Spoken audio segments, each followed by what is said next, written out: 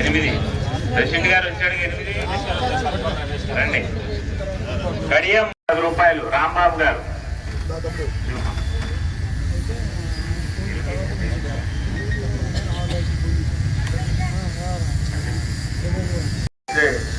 ప్రతి ఒక్కరికి నష్టపోయిన ప్రతి ఒక్కరికి అత్యవసర పరిస్థితులు ఆరోగ్య పరిరక్షణ కోసం హాస్పిటల్కి వెళ్ళి ఖర్చు పెట్టిన ప్రతి ఒక్కరు కూడా పార్టీ లేవు దాంట్లో.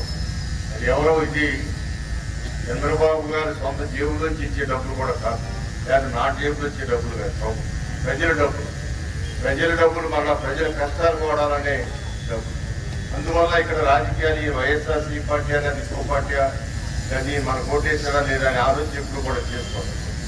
ఎప్పుడు కూడా అప్లికేషన్ ఇచ్చిన ప్రతి ఒక్కరు కూడా ఎంతో కొంత అమౌంట్ ఇచ్చే పరిస్థితిలో ఇవాళ మన రాష్ట్రం అంతా కూడా మన ఒక నియోజకవర్గంలో కూడా ఇచ్చినే కాదు, 175 నియోజకవర్గాల్లోనూ ఈ విధంగా ఇవ్వడం జరుగుతుంది.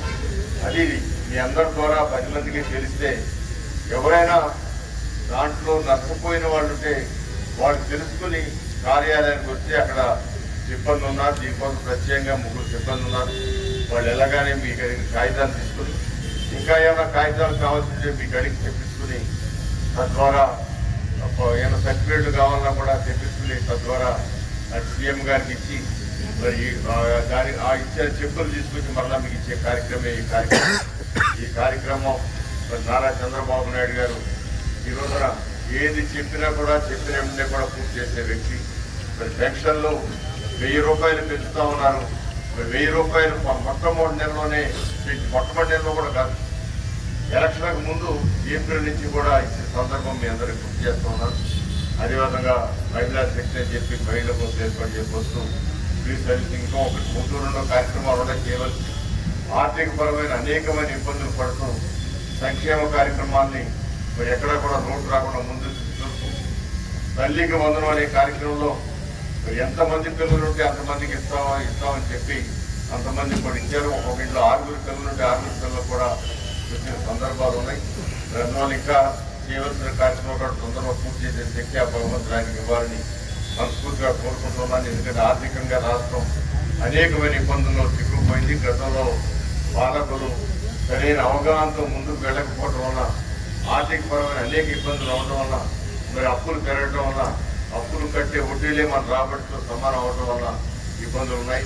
వీటన్నిటిని అధిగమించి ఇవాళ అనేకమైన కంపెనీలు తీసుకొచ్చి ఆ కంపెనీల ద్వారా ప్రభుత్వానికి వచ్చే ఆదాయం పెంచుకొని ఆ పెంచుకున్న ఆదాయం ద్వారా సంక్షేమ కార్యక్రమం ఇవ్వాలని చెప్పి ఆలోచిస్తూ ముందుకు వెళ్తా ఉన్నారు. ఆయనకి అందరూ కూడా సహకరించాలి. మన పక్కనే చక్కటి అమరావతి నగరం నిర్మాణం అవుతూ ఉంది. అమరావతి నగరం నిర్మాణం అయితే ఇంకా మన చుట్టుపక్కల ప్రాంతాల్లో కూడా మరి అందరికీ కూడా దాని యొక్క ఫలాలు దొరుకుతాయి. ఎందుకంటే హైదరాబాద్ చూసాం, హైదరాబాద్ ఒక ప్రాంతాన్ని అభివృద్ధి చేస్తే ఆ అభివృద్ధి హైదరాబాద్ మొత్తం కూడా పాకిపోయి ఎక్కడెక్కడో కొన్ని 100 కిలోమీటర్ల వరకు కూడా అభివృద్ధి పెరిగి ఇవాళ ఆ ఒక్క పట్టణమే ఆ రాష్ట్రాన్నంతా కూడా బతికించే పరిస్థితిలో ఉంది. అలాంటి పట్టణం తయారై హైదరాబాద్ నగరానికి, మద్రాసు నగరానికి, బెంగళూరు నగరానికి పోటీగా ఈ నగరం తయారవడానికి ఆయన చేసే కృషిని మనందరం కూడా సహకరించాలని కోరుతూ మరి ఈ రోజున ఈ యొక్క చెక్కుల పంపిణీ కార్యక్రమానికి మరి మీరు మీ అందరినీ కూడా ఇక్కడ పిలిచి ఇచ్చేదానికి కారణం ఇందాక చెప్పాను నేను. ప్రతి ఒక్కరికి మీకు తెలిసిన వాళ్ళందరూ కూడా ఇలా చంద్రబాబు గారు ఈ విధంగా ఇచ్చారు. మీకు ఎవరికైనా అవసరం ఉంటే ఎవరు కూడా ఆ డబ్బులు తీసుకునే అవకాశం రావాలని కోరుకోరు. ఎందుకంటే మరి అనారోగ్యం పాలవటం ఎవరికి కూడా ఇష్టం ఉండదు.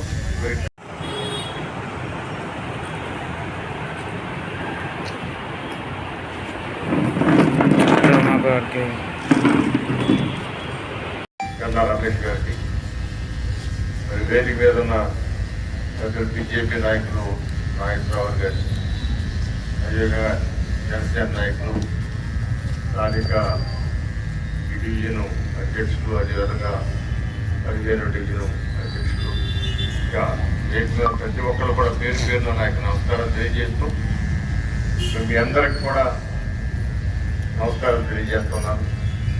ఈరోజు 90 మందికి సీఎం గారు ముఖ్యమంత్రి సహాయ నుంచి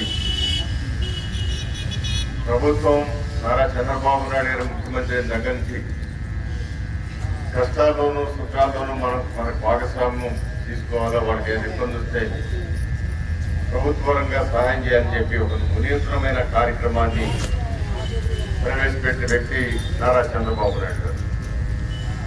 హెల్త్ విషయంలో మరి విద్య, ఆరోగ్యం ఈ రెండు కూడా పేదవారికి అత్యంత చేరువలో తీసుకురావాలని ఆలోచన చేసిన వ్యక్తి కూడా నారా చంద్రబాబు నాయుడు గారు. ఎందుకంటే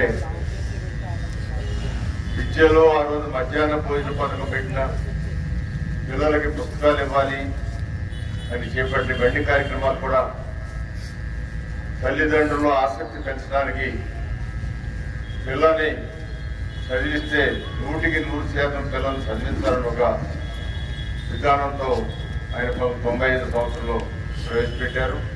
దాన్ని అంచెలంచెలుగా మిగతా ప్రభుత్వాలు కూడా దాన్ని ముందుకు తీసుకెళ్ళడం జరిగింది. ఈ సీఎంఆర్ఎఫ్ అనే కార్యక్రమం ద్వారానే ఆరోగ్యశ్రీ అనే కార్యక్రమం పుట్టింది. ఆ రోజున రాజశేఖర రెడ్డి గారు ఆరోగ్యశ్రీ పెట్టి చాలా ఉపయోగమైన కార్యక్రమంగా ప్రజల్లోకి తీసుకువెళ్ళిన కార్యక్రమం ఆరోగ్యశ్రీ. దాని తర్వాత ఆ కార్యక్రమాన్ని ప్రతి ఒక్కరు కూడా కంటిన్యూ చేస్తారు.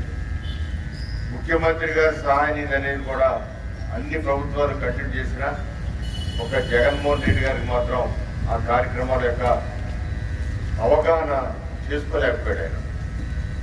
ఆయన చేసుకున్న అవగాహన ఉంటే ఇది నారా చంద్రబాబు నాయుడు గారి కార్యక్రమం కాబట్టి నేను కట్టకూడదని ఆ ఒక్క పాయింట్ తప్ప పేదవాళ్ళు అనేక మంది ఇబ్బందులు పడుతూ ఉన్నారు. చిన్నగా మన ముమ్మేశ్వర ప్రసాద్ గారు చెప్పారు, నాయకురావు కూడా చెప్పారు. ఆయనే ప్రత్యక్షంగా సపరా 7 లక్షల రూపాయలు ఖర్చు అయితే 1 రూపాయి కూడా ప్రభుత్వ పరం నుంచి రాలేదు.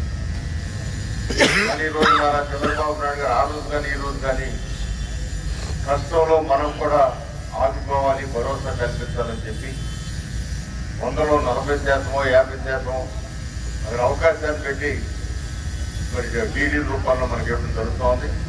ఈ సంవత్సరంన్నర కాలం నుంచి కూడా ప్రతి నెల కనీసం 1 లేదా 2 పర్యాయాలు ఈ చెక్కులు పంపిణీ చేయడం జరుగుతుంది. ఇవన్నీ కూడా మీకు ఇలా పంపించేది. కానీ ఈ కార్యక్రమం 10 మందికి ప్రచారంలో తీసుకోవాల్సిన అవసరం. ఈ రోజు కూడా కొందరు వస్తూ ఉంటారు, ఇలాంటి కార్యక్రమం ఉందని మాకు తెలియదు సార్, మేము సంవత్సర కాలం నాడు హాస్పిటల్లో ఖర్చు పెట్టాం, అది మాకు తెలియక మీకు బిల్లులు ఇవ్వలేదు, ఇప్పుడు ఇస్తాం మా డబ్బులేని ఇస్తానని అడుగుతాం సార్. కానీ దీంట్లో చట్టంలో ఒకటి ఉంది, 6 నెలల లోపు మాత్రమే పేమెంట్లు ఇచ్చే అవకాశం ఉంది ముఖ్యమంత్రి గారు. సో అందువల్ల ఇలా